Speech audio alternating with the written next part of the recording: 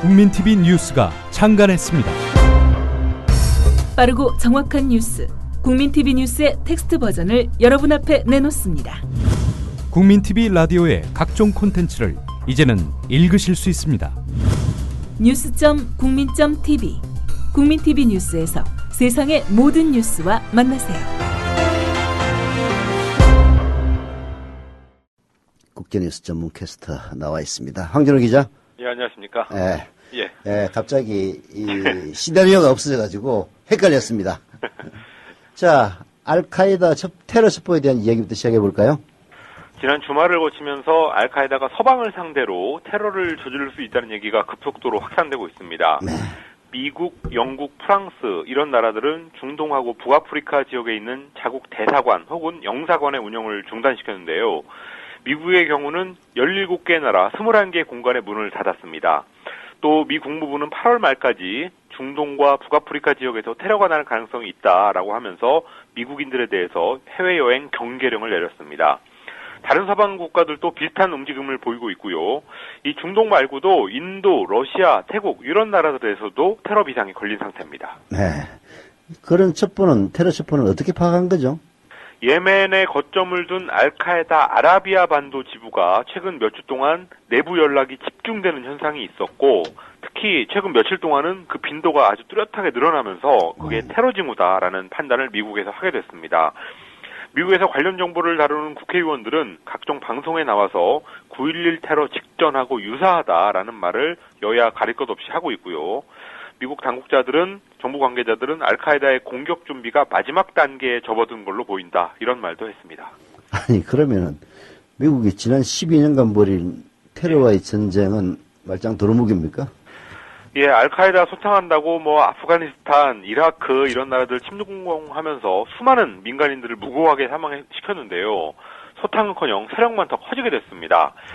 재작년 5월에 미국이 오사마 빈 라덴을 사살했을 때 이미 그때도 알카에다는 느슨한 네트워크 형태로 전환된 상태라서 빈 라덴 하나 죽인다고 달라질 게 없다, 이런 얘기를 전문가들이 많이 했었는데 그런 분석이 맞는 것 같습니다.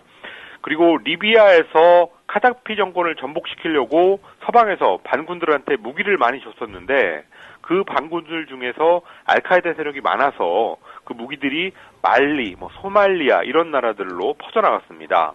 또 시리아 내전에서 싸우는 반군들도 마찬가지고요.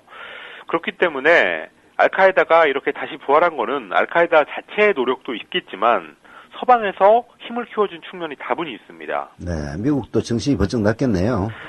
오바마 정부 2기의 계획이라는 거는 중동을 좀 어느 정도 진정시켰으니까 아시아로 눈을 돌려가지고 중국 봉쇄에 힘을 쓰겠자, 이런 거였는데 지금 이래저래 중동에서 발목이 잡혀 있습니다. 이집트가 쿠데타 사태로 불구덩이가 됐고요. 또 시리아 내전이 길어지는 상황에서 알카에다의 부활 이런 것까지 맞닥뜨리게 됐습니다. 일단 미국은 중동에서 자기들한테 협조적인 나라들, 이 나라들을 좀 붙잡고 있는 그런 상황인데요.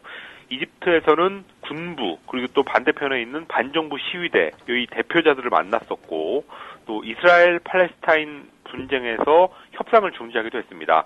또 파키스탄하고는 지금 관계 회복을 적극적으로 추진하고 있습니다.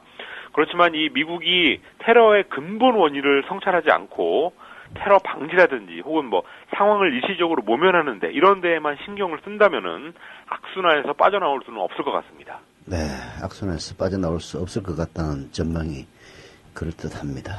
자, 우리 문제로 돌아왔어요. 예. 개성공단에 대한 마지막 회담을 제안했는데 북한이 답이 없습니다. 통일부가 어제 성명을 냈죠? 지난주 일요일에 류길재 통일부 장관이 최후 통첩성 회담 제의를 했었는데 북한이 일주일 동안 아무런 답을 안 하니까 어제 통일부 김영석 대변인이 성명을 내서 인내심이 한계에 다다르고 있다라고 하면서 북한의 태도 변화 그리고 회담 수용을 압박했습니다. 어제 성명에서 특이했던 거는 개성공단 중단으로 우리 기업과 정부의 피해가 몇천억 원이다라는 것을 구체적인 수치로 내놨다는 겁니다. 그러면서 김영석 대변인은 기업 손실에 대한 피해 보상 등 우리 국민과 입주 기업들이 납득할 수 있는 책임 있는 조치를 취해야 된다라고 말했습니다. 손해배상을 하라는 요구가 하나 더 추가된 거네요. 예, 그동안 정부는 개성공단 중단 사태가 재발되지 않도록 하자라든지 북한이 책임 있는 입장을 표명해라 등등의 요구만 했었는데 어제 손실보상을 구체적으로 꺼내면서 이게 혹시 장애물을 하나 더 얹은 게 아니냐라는 관측이 나옵니다. 그동안 남쪽이 요구한 거를 100% 북한이 받는다고 해도 이렇게 손해배상까지 추가로 요구할 수 있다는 건데요. 만약에 그런 추론이 사실이라면 이거는 정말로 판을 깨자는 의도 외에는 해석이 어렵습니다. 그리고 이것저것 다 안 돼가지고 결국은 개성공단이 정말로 폐쇄가 되더라도 손해배상 문제를 가지고 계속 북한을 지속적으로 북한하고 갈등 상황을 만들려는 게 아니냐 이런 관측까지 할 수 있을 것 같습니다. 날이 갈수록 태산이네요. 자, 근데 북한은 왜 가타부타 말이 없는 걸까요? 지난 일주일 동안 북한이 아무런 실마리도 안 줬기 때문에 이거는 뭐 순전히 추정할 수밖에 없는데요. 박근혜 정부가 자기들하고 갈등 상황을 만드는 거는 아무래도 남쪽의 국내 정치 상황하고 연동된 거기 때문에 예를 들어서 국정원 촛불 사태가 어디로 갈지 이런 것들을 좀 시간을 두고 보고 있다는 분석이 나옵니다. 현정은 현대 회장이 그 정몽원 전 현대그룹 회장 추모식 때문에 금강산에 갔었는데요. 네. 어제 김정은 위원장이 현대그룹의 모든 일이 잘 되길 빈다라는 구두 친서를 줬거든요. 그런 식으로 북한은 자기들은 뭐라도 좀 잘해보려고 한다 이런 여론전을 해가면서 시간을 끌고 있는 것 같습니다. 참. 자, 일본 소식으로 다시 가봅시다. 아베 정부가 집단적 자위권에 대한 해석을 바꾸는 일에 속도를 내고 있다면서요? 집단적 자위권의 해석을 바꾸는 것에 대해서 일본 국민의 51%가 부정적이다라는 소식을 지난주에 전해드렸었는데요. 그럼에도 불구하고 아베 내각이 밀어붙이겠다는 신호를 보내고 있습니다. 아베 총리가 설치한 전문가 회의의 부대표가 요미우리 신문하고 인터뷰를 했는데요.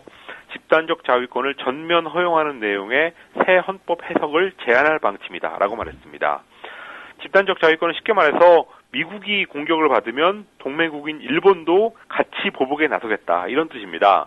일본 정부는 그동안 그 헌법상 허용이 안 된다고 해석해 왔었는데 아베가 첫 번째 총리를 할 때부터 이 해석을 바꾸려고 이런저런 노력을 하고 있습니다. 자, 그러면 언제쯤 행동에 나설 것 같습니까?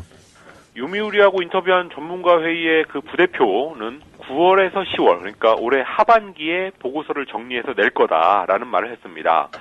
또 아베 총리는 헌법 해석을 바꾸는데 중요한 역할을 하는 내각 법제국의 장관을 조만간 바꿀 거라고 일본 언론들이 전하고 있는데요. 집단적 자위권 행사에 적극적인 입장을 가지고 있는 고마스 이치로 주 프랑스 대사가 유력한 후보라고 전해지고 있으니까 뭐 해석을 바꾸는 거는 이제 시간 문제인 걸로 보입니다. 네, 아베 정권의 우경화 흐름, 그 첫 단추가 되겠네요.